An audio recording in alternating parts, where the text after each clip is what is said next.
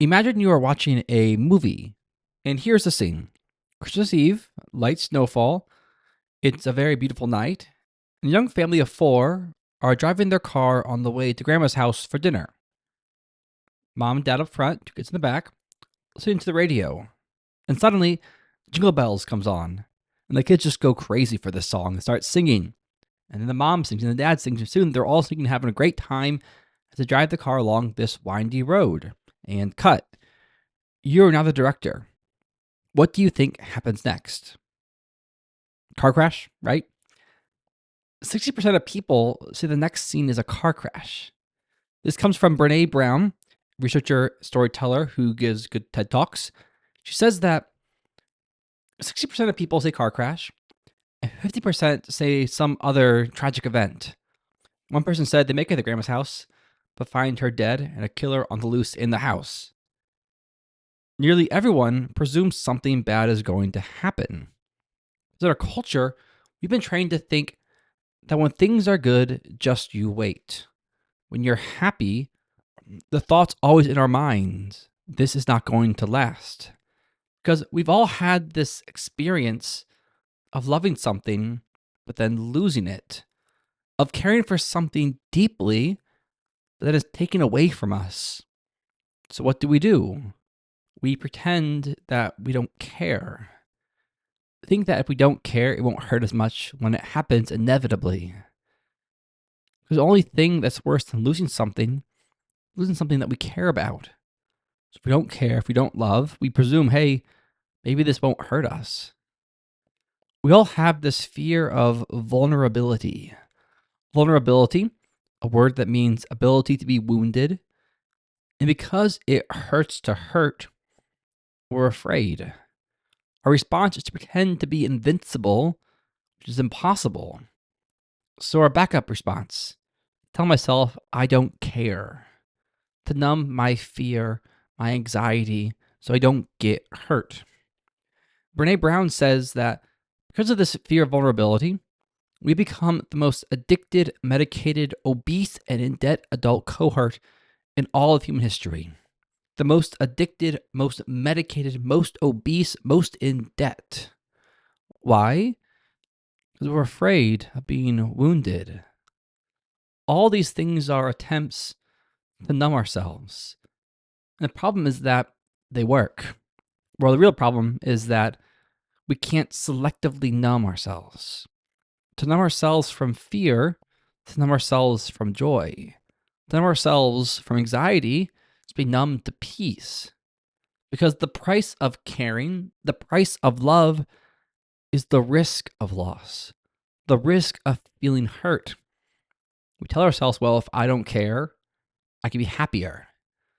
The reality is that to not care means you can't live. It means you can't love. C.S. Lewis writes, you can either love and lose, or you can numb yourself. There is no safe investment. To love at all is to be vulnerable. Love anything and your heart will be wrung and possibly broken. If you want to make sure of keeping it intact, you must give your heart to no one, not even a pet. Wrap it carefully around with hobbies, with little luxuries. Avoid all entanglements. Lock it up safe in the casket or coffin of your own selfishness. But in that casket, safe, dark, motionless, airless, it will change. It will not be broken. It will become unbreakable, impenetrable, irredeemable. The alternative to the risk of tragedy is damnation. Because the only place outside of heaven you can be perfectly safe from all the risk of dangers of love is hell. Is that the life that we want? It takes courage to be vulnerable. Now, we can see vulnerability as a weakness or foolishness, but it's not. Vulnerability is choosing to act in the context of your life as it is, not as you want it to be. And we see it at work in our first reading. King David knows he is the next king of Israel, but Saul is the current king, and Saul is currently hunting David to kill him. And one day, David comes upon Saul sleeping in his camp, and David could just kill him and end all his problems right now. Abishai offers to do it himself, but David knows that this is wrong and chooses to be vulnerable. Not foolish, does not sneak up to King Saul and say, "Hey, Saul, wakey, wakey, want to be friends?" Not weakness, just kill a guy who's asleep. No, David takes the water jug, takes the spear, goes to the other hill, and declares, "Saul, I am David. I am not weak. I am not foolish. I have strength from God. Strength to choose the good. And I have been given power by God, and I trust in him, and I allow him to guide me, even now." Vulnerability is not foolishness. Think of that classic person that overshares, who posts on Instagram every Sunday with tears ruining their mascara, saying, "Today has just been so hard." Better to talk to your real friends. But that's not vulnerability. Vulnerability is having the courage and self possession to let life in as it is, not as you want it to be.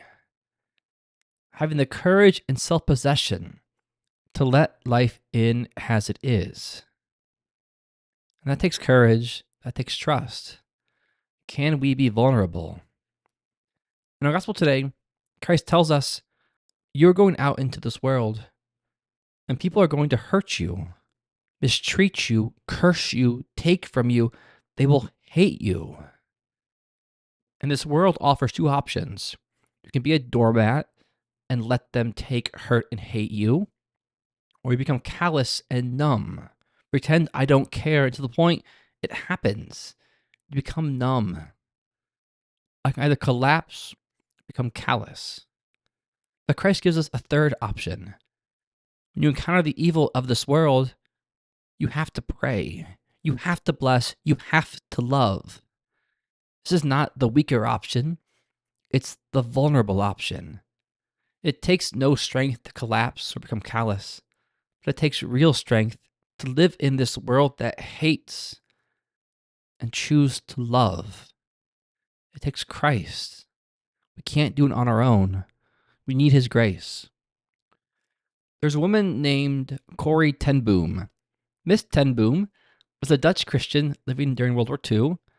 She sold watches. At one point, a Jewish family came to her family's house and asked her Christian family to hide them. The ten Booms, they hid this entire family until the Nazis found out and raided their house. They sent Corrie, her father Casper, and sister Betsy to a concentration camp named Ravensbrück. Her father died almost immediately, but Betsy and Corrie lived a long time in Ravensbrück. Corrie wrote a book that described what it was like to be there with her sister, to be stripped naked before the guards who would use and abuse them, to be treated like they were less than dirt. Ultimately, they were so abused that Betsy died. Almost miraculously, a few days later, there was a clerical error and they released Corrie. One day the guards made a mistake and said, "Corrie, you are free to leave." So she's sent back out to the world an orphan with her sister dead. Now Corrie was a Christian, but while at Ravensbrück, she encountered Christ's mercy in a way that went even deeper and discovered an even deeper strength in her life. She began to travel throughout Europe talking about mercy and love and forgiveness in Christ. Europe was just so divided during this time, so broken in need of God's mercy. So Corrie spoke about what we heard in our gospel this day. A few years later, she's in Munich giving her talk on mercy and the radical need for forgiveness. And after her talk, a young man walks up the aisle. She recognized him immediately. One of the guards from Ravensbrück who had abused her and Betsy. One of the many acts that slowly killed her. He walks right up to her and says, "Sister, I was a guard at Ravensbrück, but now I have become Christian." And he looked at this woman, who he treated with such contempt, and continued, "I became Christian after the war, and your message about forgiveness touched me very much. I was a guard at Ravensbrück." He did not recognize her, but she very much recognized him. He said to her, I always wanted to ask forgiveness from someone that was there. So I ask you, will you forgive me? And Corey, in her book, wrote, I stood there.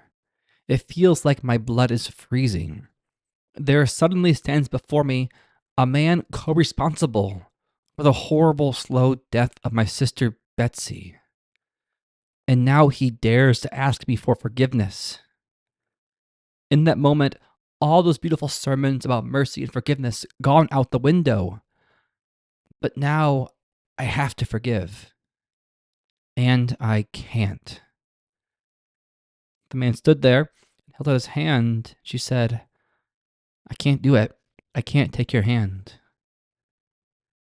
But in that moment, Corey prayed softly to Jesus, saying, Lord, I don't want this.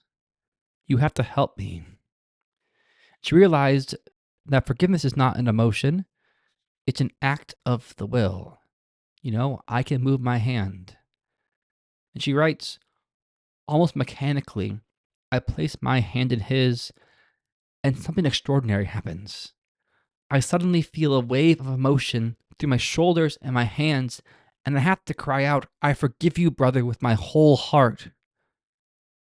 And there we stood, the camp guard and the prisoner. For a long time we held hands. Never before have I experienced the love of God so deeply. Corey allowed herself to be woundable.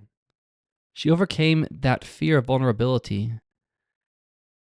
She had enough courage and self possession to let this person in as he was. Not being foolish, but being courageous. Not being weak, but being vulnerable. And that's what Christ is calling to us this day, to be vulnerable.